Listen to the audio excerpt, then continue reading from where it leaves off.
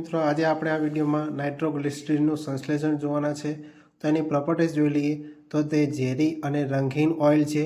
તે પાણીમાં અદ્રાવ્ય અને ઉગ્ર વિસ્ફોટક છે. તેને ગરમ કરતાં ઝડપથી સળગે છે અને લાકડા વેરમાં શું થઈ જાય છે? શોષાઈ જાય છે. તેમાં એમોનિયમ નાઇટ્રેટમાં ઉમેરતા ડાયનામાઇટ મળે છે.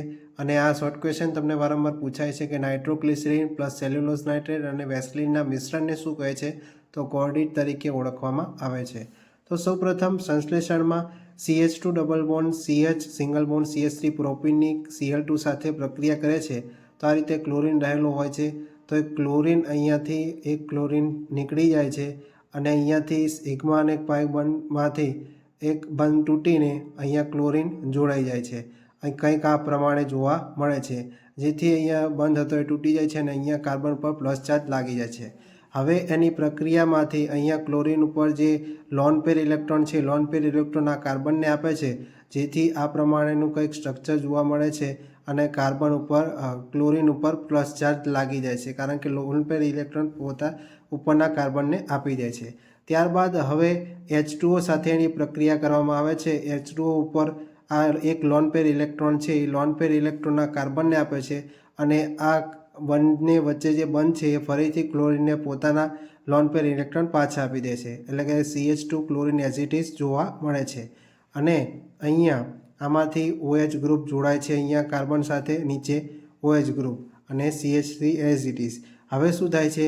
આમાંથી પાણીનો અણુ છૂટો પડે છે. તો CH2Cl single bond CH double bond CH2 એની HOCl સાથે પ્રક્રિયા કરવામાં આવે છે.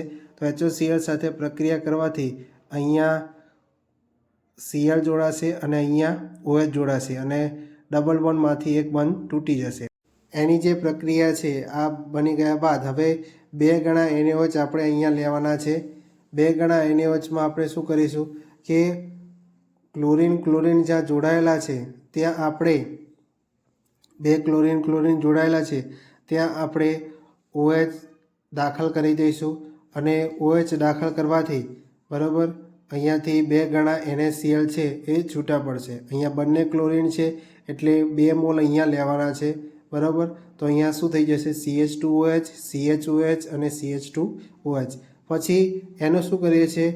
નાઇટ્રેશન કરવામાં આવે છે. 3 ગણા HNO3 એટલે કે 40% એમાં નાઇટ્રિક એસિડ હશે અને 60% સલ્ફ્યુરિક એસિડ હશે. અહીંયા જે તમને સ્ટ્રક્ચર મળ્યું છે આ ગ્લિસરોલનું છે. હવે શું કરશે કે આ ત્રણેય હાઇડ્રોજન છે, ત્રણેય હાઇડ્રોજન નીકાળી દેવાના છે અને એની જગ્યાએ આપણે NO2 દાખલ કરી દઈશું. તો આ આપણને મળશે નાઇટ્રોગ્લિસરીનનું સ્ટ્રક્ચર. જો તમને આ વિડીયો ગમ્યો હોય તો વિડીયોને જરૂર લાઇક કરજો, શેર કરજો તમારા મિત્રો સાથે. જે પણ વિદ્યાર્થીઓ BSc સેમિસ્ટર 6ની પરીક્ષા આપવાના છે તો એમને આ વિડીયો જરૂર શેર કરજો. તો ફરી મળીશું આવા જ નવા વિડીયો સાથે. જય હિન્દ, જય ભારત.